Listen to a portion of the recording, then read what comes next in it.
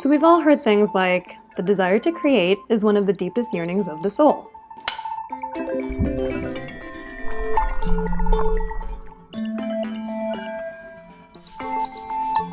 But 75% of people don't think they're living up to their creative potential. Why is that?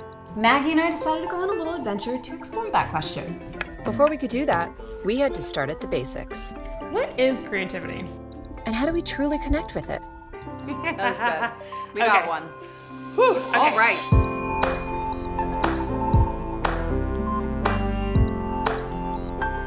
Maggie, how do you see creativity? Well, I'm seeing a C, an R, curves. I think we're talking about flow here. Carly, what are you doing over there? Love that idea of flow. I'm just flowing over here, doing my flow. We were curious what other people thought of creativity. So we asked them. I am a storyteller. Drummer, percussionist, composer. Live sound engineer. I am 8 years old. I'm the Michael E. Tenenbaum Family Professor of Psychiatry and Biobehavioral Sciences in the David Geffen School of Medicine at UCLA and Director of the Tenenbaum Center for the Biology of Creativity. My definition of creativity is... What a really interesting question. I was thinking a lot about mirrors because it's like reflections and how you take in information, responding to things around you. I carve stuff. The first one says I heart art and #unicorn. I would say that creativity is any person's individual approach to how they manage the world.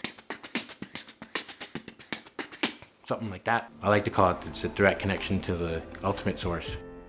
The definitions have varied, but have all come down to really focusing on two processes. One, novelty.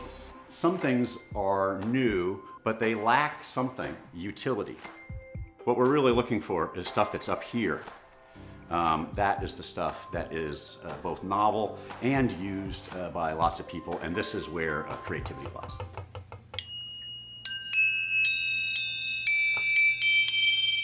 Creativity and spirituality, I feel, are related in a way where it's exchanged back and forth. It's like a dance, you know, a push and pull.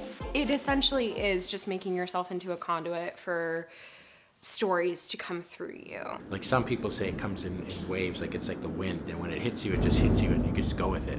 It's basically what the entire universe is made of.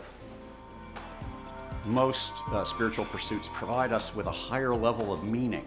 They free us from the day-to-day needs and have us focus on something that's more future-directed and bigger. It's not something that you define for yourself. These things are revealed to you. I think that we have a creative spirit to live rather than just survive. We have the opportunity to actually create and thrive and build. We're not on this planet just to survive. We're here to sing, dance, make something new where there was nothing before. Drum. Even Cro-Magnon painted on the caves of their walls and learned how to fire clay 35,000 years ago. And they had so much more that they needed to do in order to just survive. We did it. We just did it.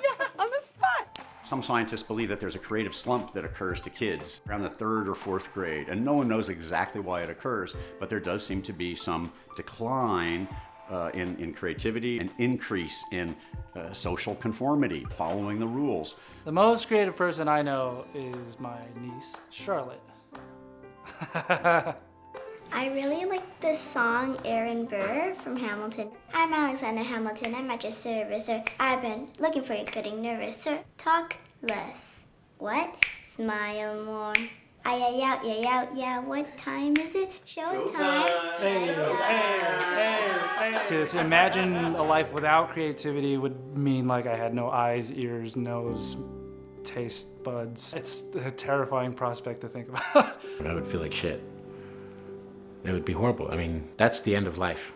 I would rather like cut off my hand and give it to you. To be honest, I've been through periods where I didn't allow myself to create, and it was probably the loneliest time of my life. You're asking me to get up every day and live without joy. You're asking me to just survive. it would kill me. I would feel like sad that I couldn't be like creative. I think fear inhibits creativity. Like if I'm trying to write some music, I get in blocks where it's not flowing. That wall, writer's block, I can't do this, I'm not talented enough. Some days creativity is like way down, and then you have these like come to Jesus moments like, what am I doing? You create yourself, I believe. And it's hard for people to align with that because they may have a desk job or something. I think the capacity for creativity is almost certainly in everyone. We're all born with creative energy. My mom always tells me it started in her womb because I would kick when I would hear any kind of rhythm. There's this tension between rumination and germination of an idea, keeping something in mind and working on it. You remember the Nike logo, it says just do it? Turns out that's probably pretty important. Ooh, mind blown. There are things that we can engage in our daily practices that can increase our creative abilities, and some of them have to do with just shaking things up. Making pizza on the weekend, designing fun socks. Surprise yourself every day and surprise someone else every day, like that. I actually jumped. I think I almost broke something when he jumped. I was like, I think he almost broke something. He did. I think he broke something in his body. Maybe a bone. Who knows? I think we have the opportunity as humans to create our life with our words, our actions, our mindset. All the different parts of your life, they're so disparate and so vast that you have to be creative in order to make them all work together and create a sense of identity or who you are. Maybe just like make videos of dancing, like doing like the floss, or make like masterpieces. Your life is your masterpiece. So go out and create it.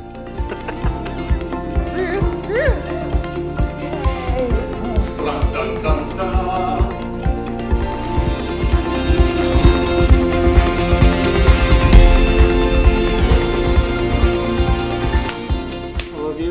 We've heard from a lot of wise people today, and we're challenging you to take that wisdom into your life.